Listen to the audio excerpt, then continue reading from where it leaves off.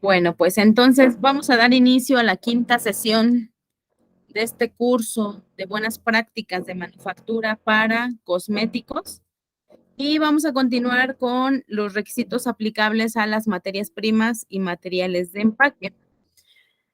El primer requisito que abarca este punto es que todas las materias primas y los materiales que se utilicen para la producción antes de ser incorporadas a la línea, deben de haber sido inspeccionadas.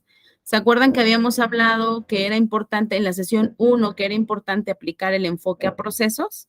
Y que habíamos hablado que por naturaleza el proceso es un conjunto de actividades mutuamente relacionadas que requieren entradas para eh, generar o para emitir algunas salidas previstas, ¿no?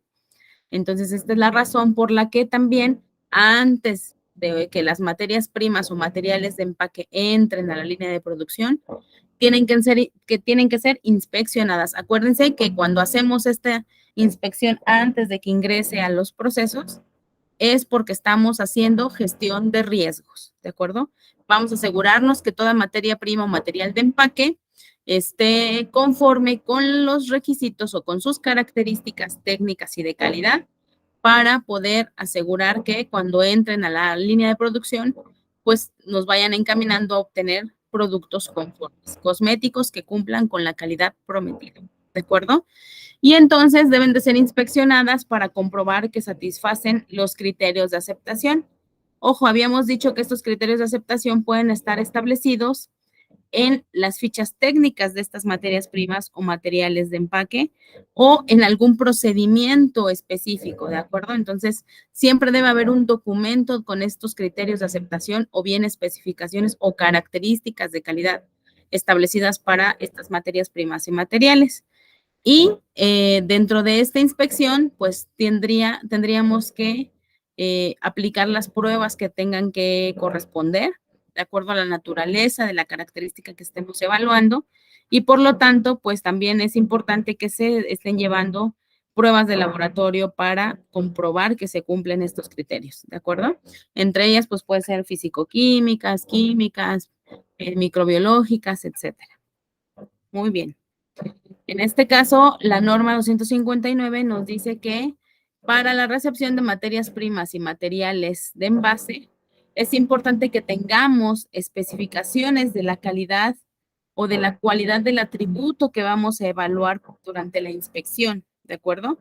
Y también es importante que estemos aplicando métodos de muestreo en esta inspección. Por lo tanto, en mi procedimiento de recepción de materias primas o de inspección de materias primas, debería estar descrito el método de muestreo y también los criterios para aceptar o rechazar los lotes de materias primas y también en caso de que se requiera tal vez un segundo muestreo, si es que hubiera alguna incidencia de no conformidad, pues que nuestro procedimiento describa perfectamente en qué momento vamos a tomar un segundo muestreo o también en qué momento o bajo qué circunstancias podemos estar haciendo rechazos de manera inmediata. O si vamos a tener permisos bajo concesión, también es importante que nuestro procedimiento de recepción de materias primas considere todas estas características o más bien situaciones que pueden presentarse durante la inspección de las materias primas, ¿de acuerdo?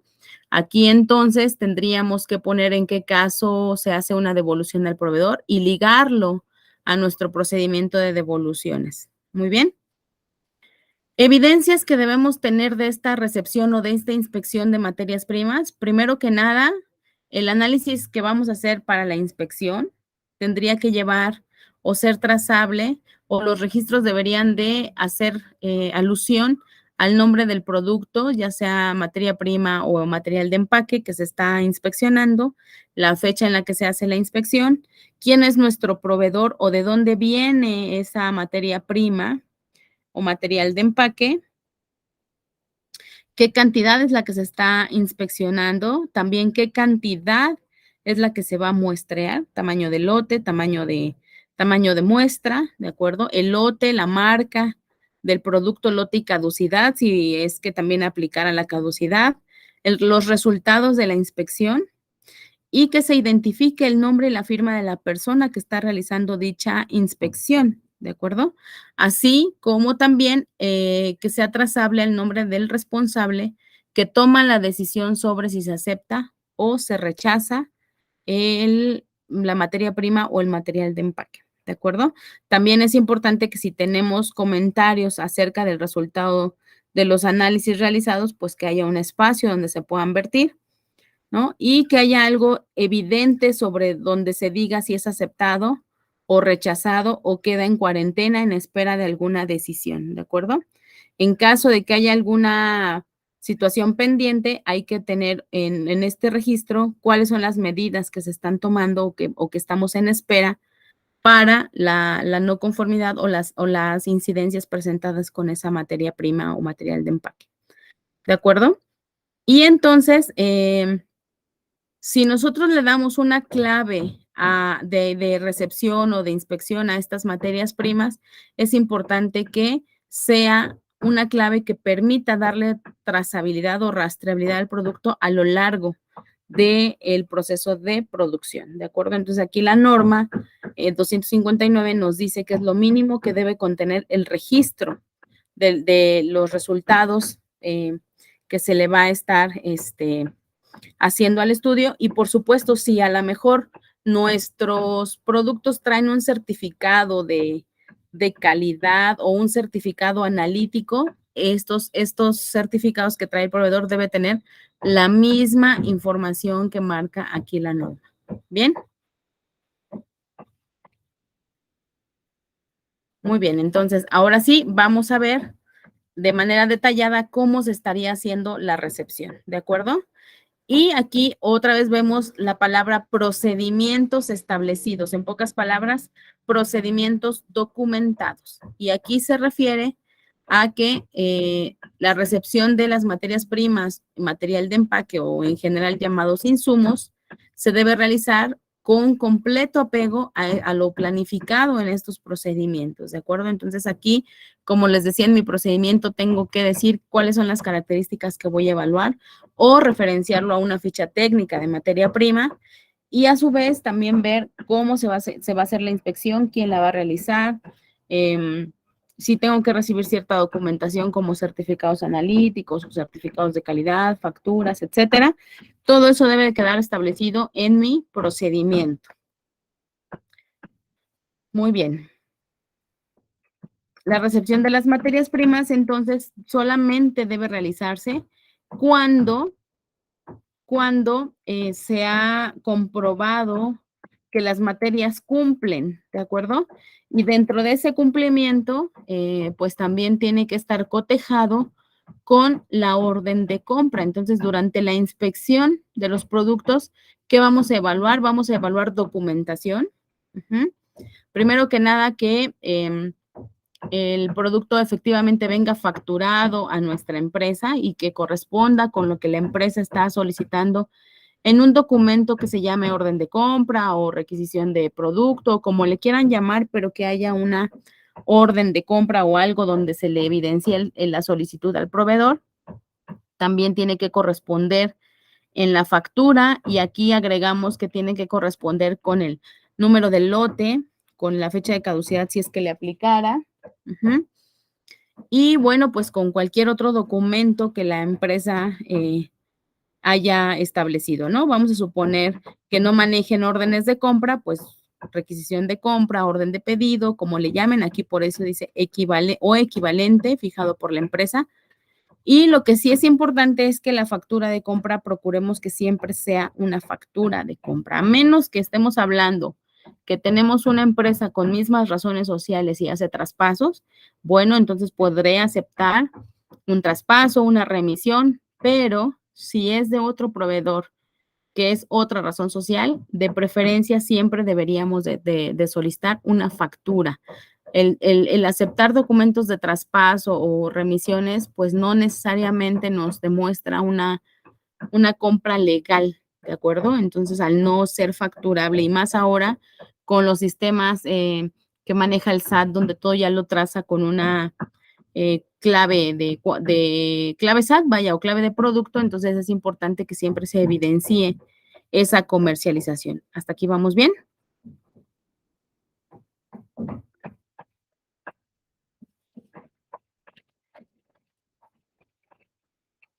Muy bien, entonces, gracias.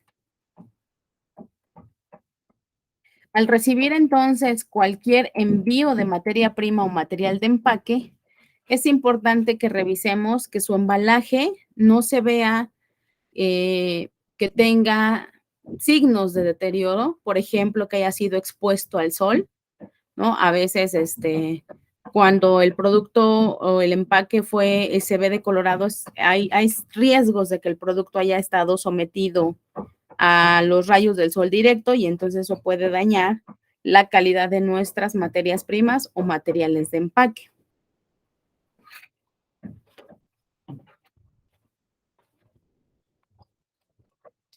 Asimismo, pues también es importante que nuestra materia prima pues venga intacta o tenga la integridad requerida de acuerdo con sus características de calidad, ¿de acuerdo? Que no venga roto, que no venga abollado, que no venga decolorado, etcétera, dependiendo de la naturaleza de la materia prima o material de empaque que se esté recibiendo. Muy bien. Los contenedores en los que vengan nuestras materias primas o material de empaque siempre deben de contener una identificación, ¿no? Con su nombre, a lo mejor quién es el que lo está distribuyendo y también tiene que hacer alusión al número de lote y caducidad si es que aplica caducidad, ¿de acuerdo?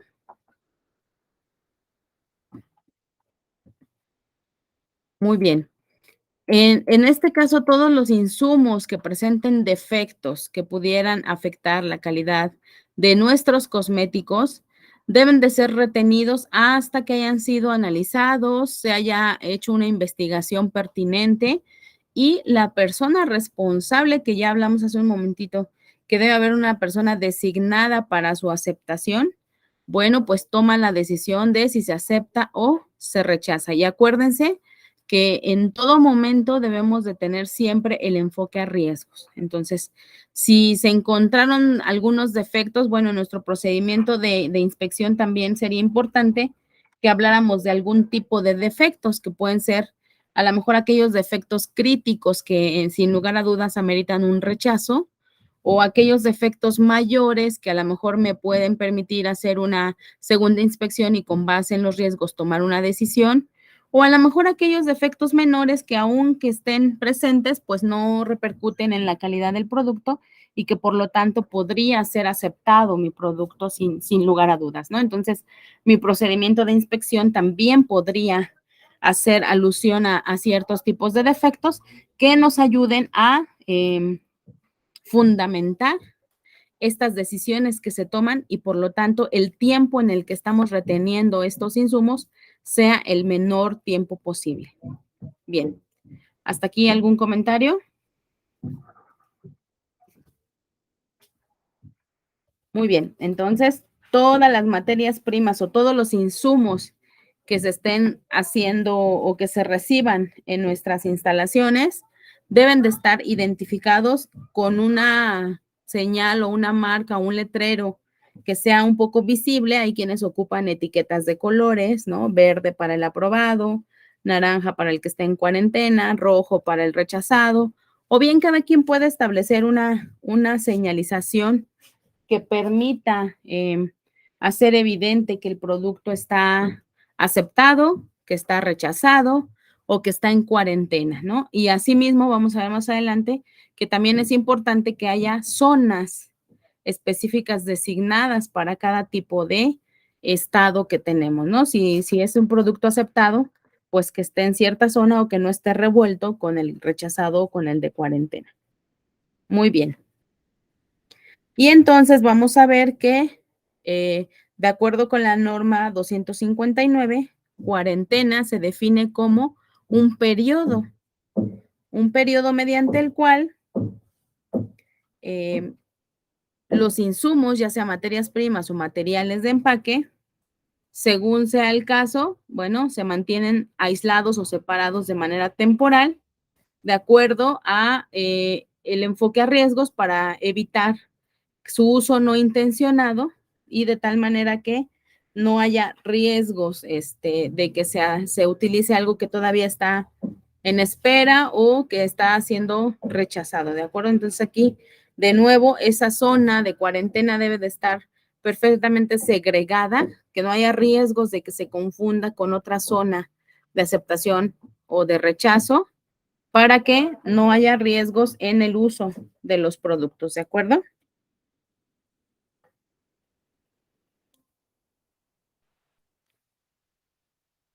Muy Muy bien. bien. ¿Sí estás viendo mi pantalla? Sí, Gracias.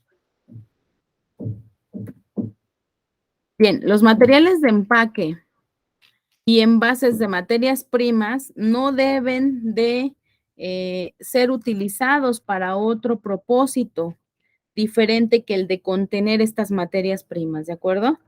Y si llegáramos a utilizarlo, es importante que esté documentado en nuestros procedimientos y obviamente con el enfoque a riesgos, ¿de acuerdo? Y que se eliminen las etiquetas o que se le quite alguna señalización que corra riesgos de que se confunda lo que contiene actualmente con el documento, más bien con el contenido original de la materia prima o material de empaque, ¿de acuerdo? Y entonces, es importante que el envase, sí, los envases o lo que estemos como que rehusando, no haya riesgos de que se introduzca a las líneas de producción como si fuera la materia prima original o el material original. Bien. Debe de existir un sistema que nos asegure que solo vamos a utilizar materias primas o materiales de empaque aprobados. Y este sistema puede estar compuesto de un conjunto de documentos, áreas, filtros, ¿no? Donde alguien supervisa y si no hay una firma, entonces no puede ser utilizado y dependiendo de los riesgos que se corran, pues cada organización debe de seleccionar lo que mejor conviene al proceso. Pero este sistema tiene que estar documentado, ya sea en un mismo procedimiento o en un conjunto de procedimientos a la vez, pero debe de ser identificado que cada paso que estamos dando conlleva a que solamente se utilice aquellos insumos que verdaderamente han sido aprobados, ¿de acuerdo? Y entonces aquí la liberación de estos insumos solamente debe de ser llevada a cabo por personal autorizado, ¿de acuerdo? Este personal tiene que ser, por supuesto, del área de calidad y debe de tener la competencia necesaria como para emitir una decisión de que si se acepta o no se acepta, o de que también debe de conocer perfectamente las evidencias que se deben recabar en el proceso para asegurar que tenga todas las herramientas para tomar la decisión de aceptación, ¿de acuerdo? O de liberación de los insumos.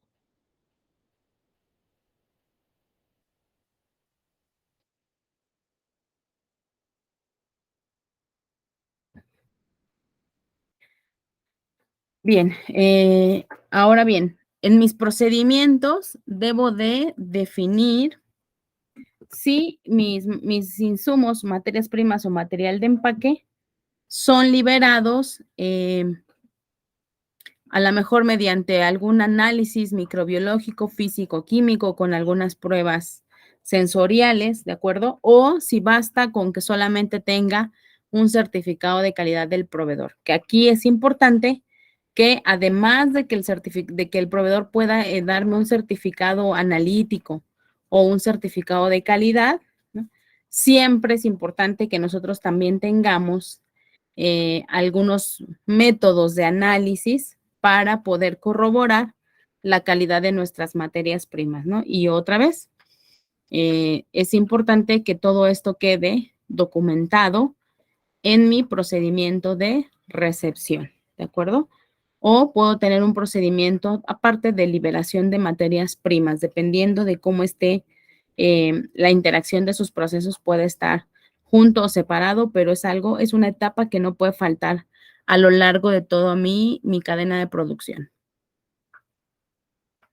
Bien, el análisis entonces que se le presente o que se haga para la liberación de las materias primas debe de cumplir también con todos los parámetros técnicos que hablamos en esta parte, ¿de acuerdo? Como les dije, ya sea que nosotros emitamos un documento o ya sea que el propio proveedor me lo entregue, ambos deben de tener pues la información que ya habíamos revisado con respecto a las especificaciones para poder demostrar que se evaluó la materia prima, ¿de acuerdo? O el material de empaque.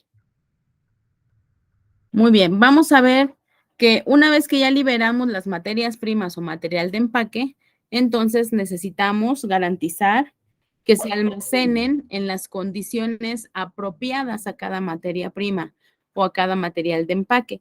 ¿Cómo podemos establecer en nuestros procedimientos que estamos abarcando las condiciones apropiadas? Bueno, pues cuando nos apegamos, por ejemplo, a las indicaciones que nos da el fabricante, ¿no? Y entonces, pues a lo mejor hay materias primas que tienen que almacenarse bajo condiciones de refrigeración y entonces esas tendrán que estar en cámaras de refrigeración o en refrigeradores debidamente calificados, ¿verdad? Y con un sensor de temperatura o un termohigrómetro que permita estar monitoreando las condiciones de almacenamiento, que disponga cada materia prima o material de empaque, ¿no? Por decir, también hay condiciones de almacenamiento en ambiente seco, ambiente o más bien temperatura ambiente controlada, que ese tiene que estar de 15 a 25 grados Celsius, y etcétera, ¿no? Aquí tendríamos nada más que asegurarnos que la especificación de la materia prima o material de empaque defina estas condiciones de almacenamiento para que aseguremos que se almacena y se maneja de acuerdo con las características definidas de cada insumo. ¿Hasta aquí alguna duda? Y bueno, pues estas condiciones específicas que vamos a estar definiendo para cada insumo tiene que ser monitoreada. Entonces, debo tener evidencia de que si mi materia prima tiene que estar en refrigeración, bueno, debo tener evidencia de que el refrigerador funciona correctamente y no hay riesgos de que se haya salido de control esa temperatura. Lo mismo pasa con la temperatura ambiente controlado, etcétera. Bien, y entonces aquí la evidencia es que debo de tener gráficas, ya sean gráficas manuales o bien gráficas digitales, que ya actualmente ya hay sistemas como los graficadores o data loggers que nos grafican por hablando de temperatura y humedad, pues ya hay sensores que grafican permanentemente. Ahí nosotros lo configuramos el intervalo de tiempo que queremos que se esté monitoreando y entonces pues nada más basta con que bajemos las gráficas, no sé, al final del día o n cantidad de veces al día para poder ir demostrando que se mantienen en condiciones apropiadas. Bien, los contenedores y materiales en donde se esté almacenando nuestros insumos deben de estar cerrados completamente y no pueden estar almacenados directamente en el piso. Entonces, aquí también, dentro de las buenas prácticas de almacenamiento, debemos de asegurar que tengamos, no sé, tarimas de plástico apropiadas, limpias, por supuesto, y acorde tanto al peso como a la naturaleza de nuestras materias primas. Y bueno, pues los cuñetes o los contenedores que estén completamente cerrados para evitar que haya contaminaciones cruzadas. Bien, cuando estos insumos tengan que ser reembasados, es importante que aseguremos que se esté etiquetando con los mismos datos de origen para seguir garantizando la trazabilidad, ¿no? Esto es, por ejemplo, cuando, no sé, a lo mejor tenemos un cuñete con 25 kilogramos de polvo, pero vamos a preparar la materia prima para ingresar a la producción y hacemos bolsitas, no sé, de 5 kilogramos, pues es importante que cada bolsita de 5 kilogramos tenga los mismos datos de origen del cuñete original, ¿de acuerdo? Y bueno, en este caso, hay que tener un procedimiento donde describamos las medidas que necesitan nuestros insumos para garantizar que tenemos una adecuada rotación de los inventarios y que esto se hace con base en el sistema de las primeras entradas, primeras salidas. Muy bien, entonces aquí llevamos otro procedimiento aparte, ¿verdad? Ya vimos el procedimiento de inspección o de recepción. Ahora ya estuvimos viendo el procedimiento de almacenamiento. Hasta ahorita, el día de hoy, llevamos 2 evidencias adicionales que necesitamos tener para cumplir con esta norma y también necesitamos tener un procedimiento de control de inventarios donde se garantice esta rotación y que también se haga evidente que cumplimos con el sistema de primeras entradas, primeras salidas. Bien. También es importante que en este procedimiento de inventarios se establezca cómo vamos a estar revisando periódicamente los inventarios. Y periódicamente es porque vamos a tener que establecer una frecuencia, ¿de acuerdo? Ustedes podrán decir, haremos inventario cada semana, o haremos inventario al inicio de cada jornada, o haremos inventario al inicio de cada cambio de turno, o haremos inventario cada 30 días. En fin, aquí dependiendo, ¿quién va a definir esta periodicidad? Lo tiene que definir el propio proceso y los riesgos asociados a este proceso. ¿De acuerdo? Porque a lo mejor decimos, bueno, tengo poca mercancía, el riesgo es alto, bueno, pues entonces cada turno va a tener que entregar al siguiente turno sus inventarios y por lo tanto cada cambio de turno vamos a estar haciendo esta revisión de inventarios. O a lo mejor hacemos un día específico de la semana para poder hacer los inventarios o un día específico de cada mes para poder hacer los inventarios. Y en este caso, bueno, como lo disponga la organización, aquí la norma no nos pide un tiempo, por eso dice realizar y revisar periódicamente, o sea, nos da las pautas para que nosotros pongamos esos tiempos. Y si la pregunta pudiera ser, ¿con base en qué hago esos tiempos? La respuesta es con base en los riesgos asociados a este control de la rotación, ajá, para evitar que tengamos mermas o producto dañado y que no nos estemos percatando. Entonces aquí también ese riesgo podemos considerar incluso tenido de producto dañado, producto no conforme, producto caducado, etcétera, ¿no? Entonces, con base en esos riesgos, ustedes pueden definir sus tiempos mejores para la realización de estos inventarios. Y cualquier diferencia significativa que se encuentre como resultado de este inventario, es importante que, aquí la norma me lo dice, deben ser investigadas y deben corregirse. ¿Cómo se hace esto en un sistema de gestión de la calidad? Bueno, a través de la aplicación de acciones correctivas. Y entonces, si yo hablo de que tengo que aplicar acciones correctivas, bueno, pues por ende, también es importante que yo tenga que estar aplicando o documentando la no conformidad correspondiente. Entonces, todo esto va a llevarnos a ir conectando con que debo registrar la no conformidad. ¿Cuál sería la no conformidad? Que se encontraron diferencias significativas en mi inventario y entonces tendré que hacer análisis de causas y con base en la conclusión a la que llegue con ese análisis de causas, entonces tendré que estar tomando las acciones correctivas pertinentes, ¿de acuerdo? Y por ende, en un tiempo X, hacer la evaluación de si esas acciones fueron eficaces o no lo han sido. ¿Cuál sería una evidencia de que fueron eficaces? Cuando deja de haber incidencias en las diferencias significativas en los inventarios. O si siguen manteniéndose, o si seguimos teniendo incidencias de estas variaciones en el inventario, entonces, pues no fue eficaz mi acción correctiva y tendré que volver a retomarlo y pues cada vez con un poquito más de rigor en esa investigación y toma de acciones. ¿Hasta aquí vamos bien?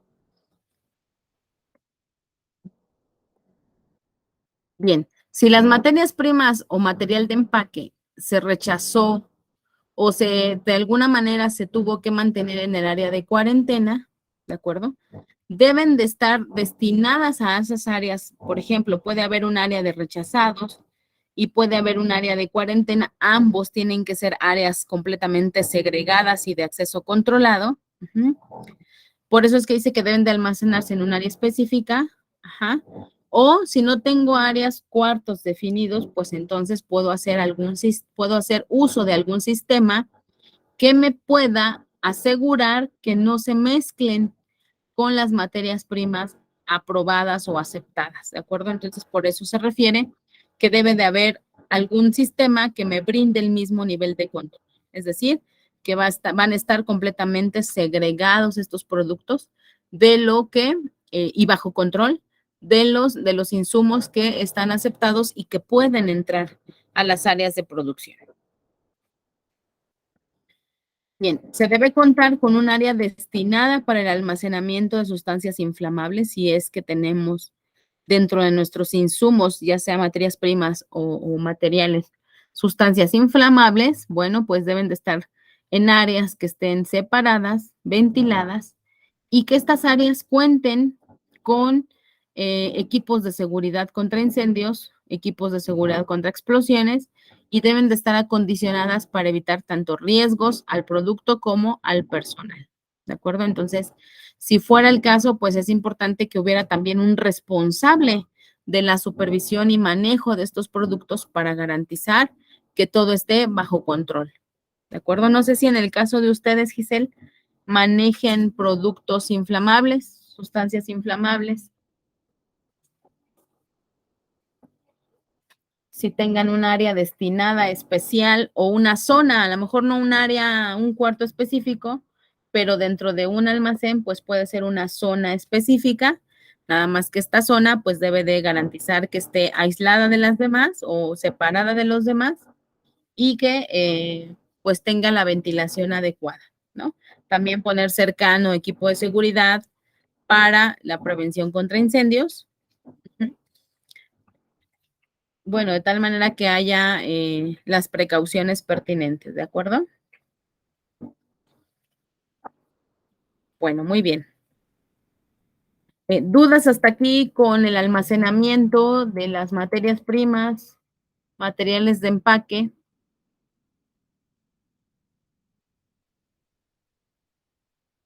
Bueno, vamos entonces a ver la parte de evaluación o reanálisis, ¿de acuerdo? Y el numeral nos dice que debemos establecer un sistema para reevaluar, ¿de acuerdo? Entonces aquí, en mi opinión, se utilice o no se utilice un reanálisis, de todas maneras deberíamos de tener un sistema en caso de que se requiera reanalizar alguna materia prima o material de empaque o envase, ¿de acuerdo? Y este sistema puede estar documentado en un procedimiento donde se indique cuáles son los periodos definidos para la evaluación de estas materias primas o materiales de empaque.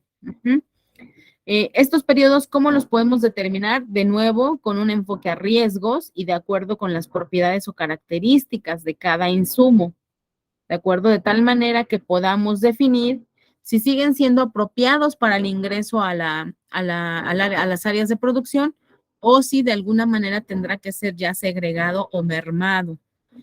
Tanto el material de empaque como las materias primas, ¿no?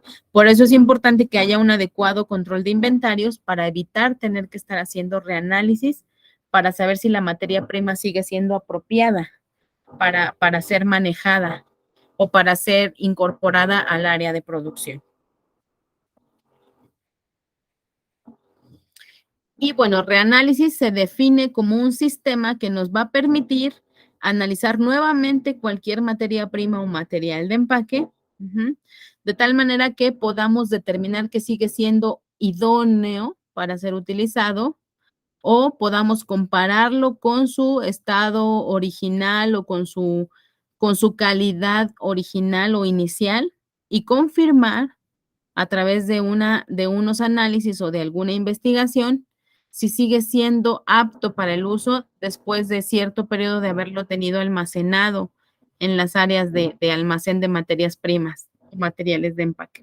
¿De acuerdo? Entonces, aquí ya vemos que sí es importante y bueno, es vital evitar tener que estar haciendo estos rezagos si tenemos un adecuado control de nuestros inventarios.